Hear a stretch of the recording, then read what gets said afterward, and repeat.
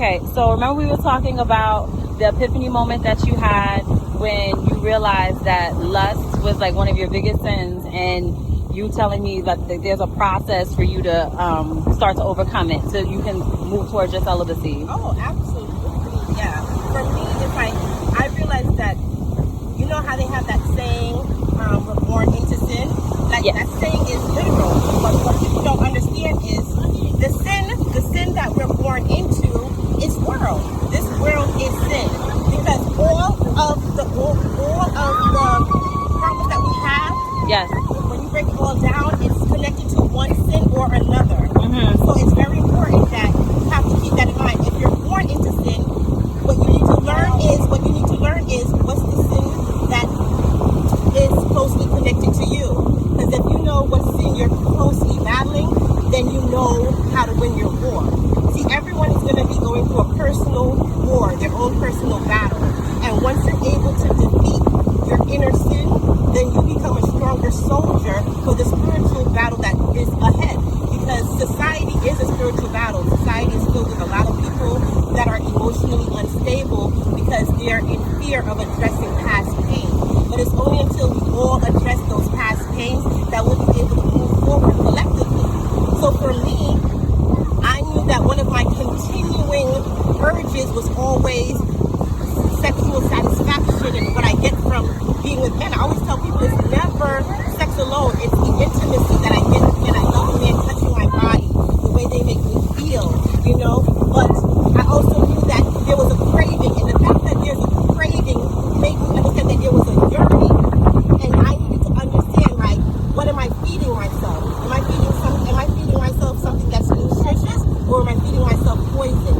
And because I was never really taking the time to connect to a man with sex aside, I was feeding myself poison.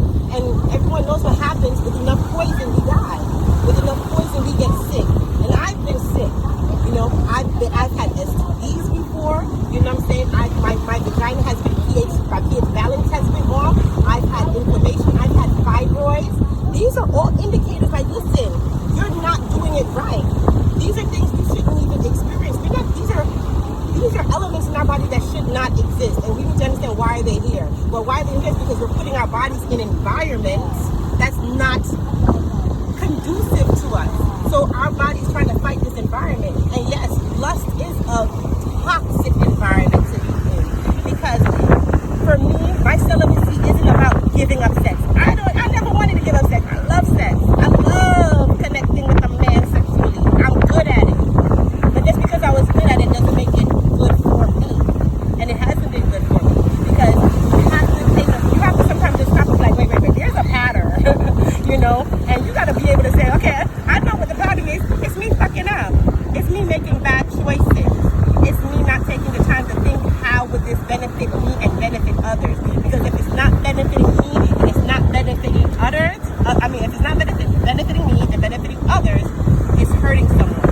And if it's hurting someone, do you really want to be a part of something like that? So for me, lust is my sin, because when a lustful thought is planted into your mind, it stays there, and then anything can trigger that lustful thought, and that lustful thought will manifest itself into lustful will, and that lustful will give you those feelings, those yearnings in your groin, your breast, your nipples getting hard.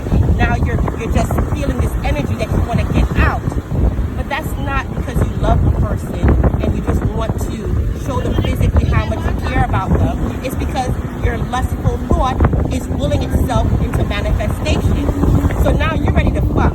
You want to do whatever you want. You got to get this nut off. So now you put yourself in a party scene because there's people there. There's pretty people there. And now you're consuming alcohol that doesn't help. Because alcohol amplifies whatever you're feeling, and it will amplify every bad thing. So now you have liquor in you're in an environment that's not conducive to you, and you're to manifest a thought that's not helpful for you. So do you see how close to death you are? You know what I'm saying? I'm not saying the victims of rapes is to blame, but you know, we have to, everything, we have to manifest. We have to really think of like, how did we help ourselves in this situation? So for me, I learned that I had to conquer lust. It's not conquering sex. I needed to conquer my lustful thoughts in order for me to really conquer celibacy. So I know